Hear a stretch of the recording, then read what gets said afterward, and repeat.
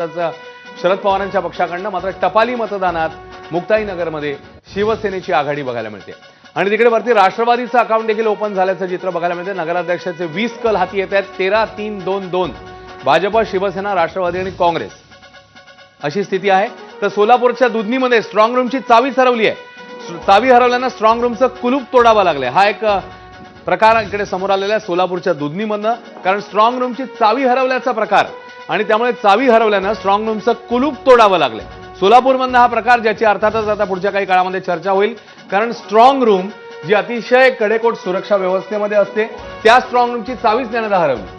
अगदी बरोबर आहे। आणि या स्ट्रॉंग रूमवरनं विरोधकांनी सातत्यानं सवाली उपस्थित केले, कारण अनेक ठिकाणं जिथे 2 तारखेला निवडणूक झालेली आहे, म्हणजे 2 तारखेला मतदान पार पडलंय आणि मतमोजणी केव्हा होते ते ती 21 तारखेला जेव्हा निकाल झाला तेव्हा सगळ्यांनी हाच प्रश्न उपस्थित केला की इतक्या मोठ्या कालावधीसाठी